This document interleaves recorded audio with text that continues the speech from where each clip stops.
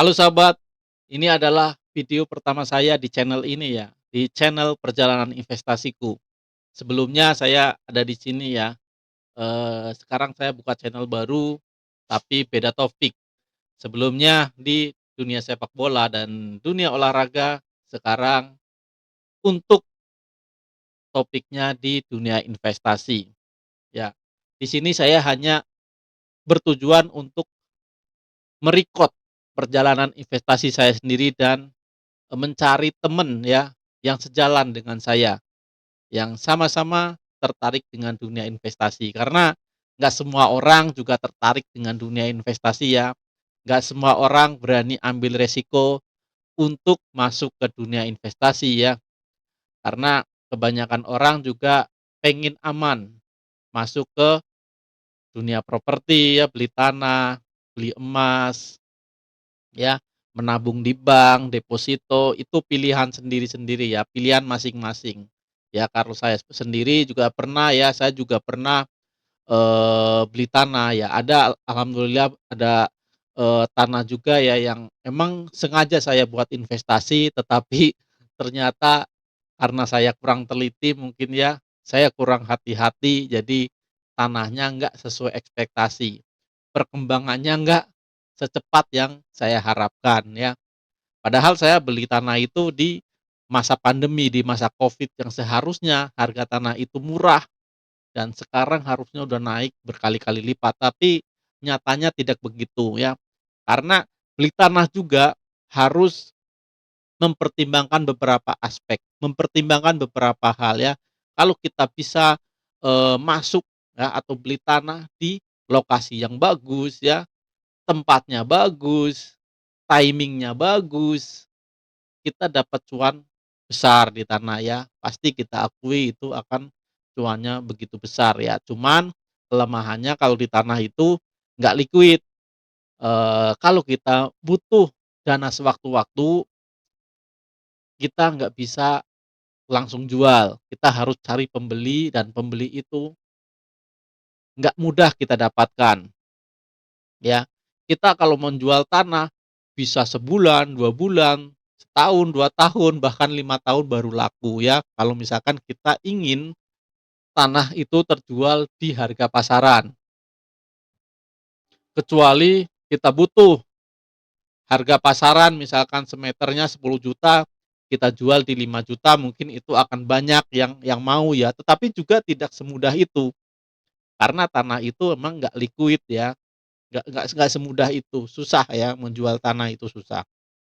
Nah, ada lagi yang suka di deposito. Deposito kalau sekarang kan deposito bisa sebulan ya, sebulan, 3 bulan, 6 bulan, setahun gitu ya masa jatuh temponya. Tetapi, return dari deposito itu setahunnya itu kalau di BRI itu paling cuman 2,5% ya, 2,5%, 2,75%, dan kalau misalkan di BPR bisa sampai 6%, ya maksimal 6% lah. Jadi, kalau kalian misalkan mempunyai uang 100 juta didepositokan ya, didepositokan, returnnya selama 1 tahun itu cuman 6 juta. Nah, itu 6 juta udah paling besar kalau kalian nyimpennya di BPR. Nah, tetapi kalau misalkan di tanah, itu bisa berkali lipat, bisa sampai 100% 1 tahun itu kalau pemilihan lokasinya dan tempatnya ya, pemilihan lokasi, tempat, waktunya tepat. Ya sekali lagi itu tepat, terus kita juga nggak bisa buru-buru untuk, menjual tanah tersebut. Nah, ada lagi investasi emas, ya. Kalau emas, eee, agak nggak bisa itu ya, nggak bisa cepet naiknya. Tapi kalau emas stabil naik terus, ya, naik terus asal jangan emas perhiasan. Ya, saya ingat kalau di kampung emas perhiasan itu bisa jadi investasi, tetapi kalau di kota nggak bisa. Ya beberapa kali istri saya juga beli emas ya, eee, potongannya luar biasa besar ya, potongannya besar sekali kalau di kota ya. Jadi, tidak disarankan untuk investasi emas perhiasan ya kalau di kota ya, ini kota saya ya, kota saya. nggak tahu kalau di kota kalian, tetapi kalau di kampung saya emas, perhiasan bisa buat investasi. Nah nah kalau mau investasi pakai emas batangan ya, tetapi kalau emas batangan kalau cuman beli 10 gram, 20 gram gitu ya, ya kurang lah, kurang menurut saya kurang tepat investasi emas di situ kalau cuman segitu. Kalau mau beli yang 50 gram, yang batangan 50 gram, 100 gram kan harganya jatuhnya lebih murah dan kita kalau mau jual lagi potongannya juga kecil. Nah, kalau saya sendiri ya terjun di dunia saham sama Bitcoin kripto sebenarnya ya, saham, kripto. Dan saham ini sebenarnya saya sudah mengenalnya sejak lama ya, sejak tahun 2007, 2008 lah, setelah saya masuk dunia kerja, kebetulan saya kerjanya kan di gedung perkantoran, jadi di situ ada, eee, broker ya, ada broker, jadi bisa banyak yang nawarin gitu ya, teman-teman saya juga banyak yang masuk di dunia saham. Jadi memang sudah kenal dari lama, tetapi waktu itu nggak berani karena apa ya, ya tahu sendirilah mungkin kalian juga saat ini ada yang belum berani masuk ke dunia investasi seperti saham ya, nggak berani, takut hilang uangnya lah, takut rugi lah, takut apalah, gitu. Itulah pertimbangan-pertimbangan kalau misalkan kita mau masuk dunia saham. Nah, sama awalnya saya juga nggak berani ya, saya berani main saham itu justru setelah pandemi ya, jauh sekali ya, cuman saya seneng ngikutin pasar-pasar saham ini, seneng yang ngikutin berita-berita, tentang, investasi gitu ya, seneng ya. Tapi saat itu nggak berani, bahkan ya saya dulu pas zaman 2008 itu kan kalau nggak salah wakil presidennya Yusuf Kalla, ya dulu itu Yusuf Kalla bilang, "Kalau mau beli saham waktunya sekarang." Saat itu lagi krismon ya, 2008 itu, harga saham jatuh. BBNI itu kalau nggak salah harganya sampai menyentuh 400-an, Rp400 dan temen saya juga mendorong, "Udah jual motormu," gitu ya, "beliin, itu saham ya, buka rekening saham." Kalau dulu buka rekening saham nggak kayak sekarang 100.000 bisa buka rekening saham, kalau dulu nggak. Kalau dulu itu 25 juta baru bisa buka rekening saham. Zaman dulu kan 25 juta lumayan besar ya, UMK aja, UMK di kota saya dulu itu masih, 700-an, 800.000 lah, berapa kali UMK gitu kan. Kalau zaman sekarang UMK sudah 5 juta, berapa kali lipat tuh, ya. Jadi dulu itu emang nggak semudah sekarang untuk membuka rekening saham dan singkat cerita saham yang dulunya itu BBNI 400 itu naik terus tuh, naik terus sampai ke 2.000 ya, 3.000. Sekarang kan harga BBNI berapa, 4.000 sekian ya. Jadi itu juga udah kena stock split berapa, kalau nggak kena stock split udah harganya belasan ribu, 20.000 gitu. Jadi, kenaikannya sangat besar ya. Jadi kalau misalkan dulu kita beli motor seharga 30 juta tahun 2007, uang itu kita alokasikan di saham, sekarang uang itu sudah bisa jadi mobil ya, bahkan bukan mobil-mobil, kelas bawah ya, bisa beli Fortuner, beli Pajero gitu ya, kalau 30 juta dulu dimasukin di saham, dengan catatan sahamnya yang bagus ya. Contohnya kalau misalkan dibeliin BBNI atau BBRI ya saat ini, atau BBCA, pasti uang yang dulu cuman, bisa buat beli motor sport, sekarang bisa dibeliin mobil sport gitu ya. Itulah kalau misalkan beli saham. Tapi kalau dibeliin emas, emas sekarang sama emas dulu harganya memang jauh ya, tetapi nilainya sebenarnya sama. Catatannya adalah misalkan dulu 1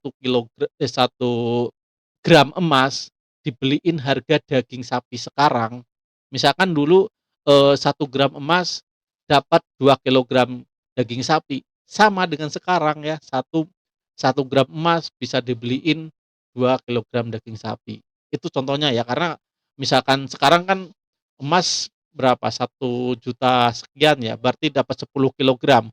Dulu juga sama tahun 2007 itu, 1 gram emas bisa dibeliin 10 kilogram daging sapi. Nah itulah, karena harga emas itu buat penyetabil sebenarnya kan, mata tukar itu emas, mata uang itu sebenarnya emas bukan fiat ya.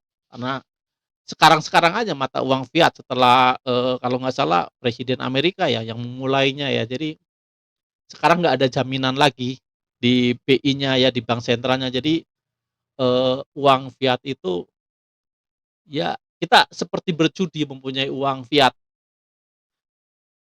Loh kok bisa ya? Ingat ya, mungkin yang masih fresh di ingatan kita adalah negara Zimbabwe. Zimbabwe ini punya mata uang sendiri ya, mata uang fiat sendiri, dolar Zimbabwe. Tetapi di sana orang yang tadinya kaya raya, mempunyai uang dolar Zimbabwe miliaran, ya, bahkan 1 triliun, kalau misalkan disimpan di bank dalam bentuk uang, dia jadi jatuh miskin. Loh kenapa? Inflasinya puluhan ribu persen, ya. Sekarang uang dolar, Zimbabwe itu misalkan 1 triliun dolar Zimbabwe, 1 triliun ya, bukan 1 juta lagi, 1 triliun dolar Zimbabwe, itu nggak bisa buat makan sehari, ya. Misalkan nih, kita punya uang di Indonesia sekarang ini misalkan 1 miliar, kita udah termasuk orang kaya ya, 1 miliar udah, termasuk berada lah, walaupun bukan kaya lah, berada. Tetapi, kalau inflasinya tiba-tiba Indonesia inflasinya sampai ribuan persen, ya, kita nggak akan punya apa-apa. Itu udah pernah terjadi ya di tahun kalau nggak salah tahun 60-an ya, 60-an. Dulu cerita kakek saya dulu punya uang 1 karung, punya uang 1 karung tapi tidak berharga nilainya, ya, karena inflasinya naik, ribuan persen pada saat itu. Jadi, kalau kita uang kita ditaruh semuanya di, mata uang fiat, mata uang rupiah sekarang, itu termasuk judi menurut saya. Ya lebih aman di emas, karena kalau emas, dia sebagai, eee, penjaga stabilitas ya, stabilitas mata uang, ya. Walaupun kalau menurut saya emas itu bukan investasi, karena return-nya nggak melebihi dari inflasi, ya. Jadi emas ini sebenarnya bukan investasi, tetapi penjaga stabilitas keuangan kita. Kalau misalkan harga emas sekarang 1 gram emas kita atau 5 gram emas kita dapat sekarang dapat domba, 1 domba, nanti 100 tahun kemudian 5 gram emas masih bisa buat beli 1 domba, ya, sama ya. Tapi kalau sekarang kita punya uang 5 juta sekarang, 10 tahun kemudian, jangan 100 tahun, 10 tahun kemudian, uang 5 juta itu tidak bisa dibeliin 1 domba. Jadi itulah mengapa, saya memberanikan diri ya untuk terjun di dunia investasi. Sering balik lagi ya ke tahun 2010 dulu, apa 2009 saya masih ingat itu dulu ada running tag di TV ya, eee, nggak tahu di TV, nggak tahu di HP, lupa lagi tuh, cuman masih ingat sekali dulu itu saatnya 1 Bitcoin itu bisa buat beli 1 pizza, ya 1 porsi pizza itu bisa dibuat dibeli 1 Bitcoin itu bisa buat beli 1 porsi pizza di Italia. Tertarik tertarik, saya juga tertarik, tetapi pada saat itu saya nggak tahu gimana cara nambangnya, gimana cara belinya gitu ya. Karena saya seneng banget investasi, cuman nggak tahu caranya dulu, ya. Jadi nggak kayak sekarang ya, banyak exchange ya. Di Indonesia ada Indodax ya, ada Pintu, ada Peluang, ya, ada Bibit, banyak sekali sekarang karena kemajuan teknologi. Kalau dulu nggak ada. Dulu nggak ada. Kita juga komputer dulu itu masih Pentium 3. Saya belum punya Pentium 4 ya, laptop saya dulu masih Pentium 3 Dell dulu, masih inget ya, harganya 2 juta itu juga beli bekas. Jadi, kemajuan teknologi ini semakin berkembang ya, dan kita sekarang dimudahkan dalam hal investasi. Kalau kita misalkan nggak mau ikut perkembangan zaman, pasti kita akan tertinggal. Nah, singkat cerita itu Bitcoin itu dulu dari cuman bisa buat beli pizza, naik ya, satunya 1 juta, 10 juta, 14 juta, udah bahkan sekarang sampai 1,7 miliar ya, satu Bitcoin yang dulunya cuman bisa buat beli satu pizza, sekarang bisa buat beli mobil sport ya. Itulah dunia investasi. Nah, di dunia saham nggak akan bisa seperti, kripto yang naiknya sampai ribuan ya, tetapi dunia saham mudah dipelajari kalau kalau saya pribadi ya, tapi ya ada juga yang lebih senang ke dunia kripto. Tetapi itu sama, investasi ya, kalau saya aman di saham, tapi sebagian juga saya alokasikan di kripto. Jadi mengapa saya, terjun di dunia saham ya, emang punya ketertarikan dari dulu ya, emang punya ketertarikan, terus, seneng dunia investasi dan sekarang sudah dipermudah. Saya baru terjun di dunia saham sekitar tahun 2019-an, 2020 ya, itu juga dulu mulai dengan kecil ya, dengan cuman 500.000, 1.000.000 ya, naik lagi ke 5 juta, naik ke 10 juta ya, jadi bertahap, nggak berani langsung blek sekian gitu ya, karena kepercayaan di dalam hati ya, kalau misalkan kita masih takut uang kita hilang, kita nggak cocok main di saham, nggak cocok main di kripto, ya. Kalau mau aman ya di emas, simpen di rumah, dimasukin lemari tiap hari kita lihat gitu ya. Tetapi kalau misalkan, di saham, di kripto gitu ya, kita kalau misalkan tadinya portofolio kita misalkan 10 juta. Bisa saja besok pagi kita lihat gitu ya, kalau di kripto ya, kalau di saham enggak, kan saham mengikuti, jam kerja ya. Kalau di kripto besok pagi kita lihat portofolio kita tinggal 7,5 juta, besoknya lagi sorenya misal tinggal 5 juta, hilang udah 50%. Nah, itu kalau orang yang FOMO ikut-ikutan gitu ya, itu bisa stres ya, itu judi kalau menurut saya, kalau kalau begitu judi ya, kalau cuman ikut-ikutan itu judi. Ya, mau di kripto, mau di saham, mau di apapun itu ya, kalau cuma FOMO ikut-ikutan orang itu judi. Karena kalau mau terjun di dunia investasi seperti saham, kita harus rajin ya membaca laporan keuangan suatu perusahaan ya, kita baca prospektus perusahaannya, ya jadi kita juga baca, tentang berita-berita ya tentang dunia bisnis karena saling mempengaruhi.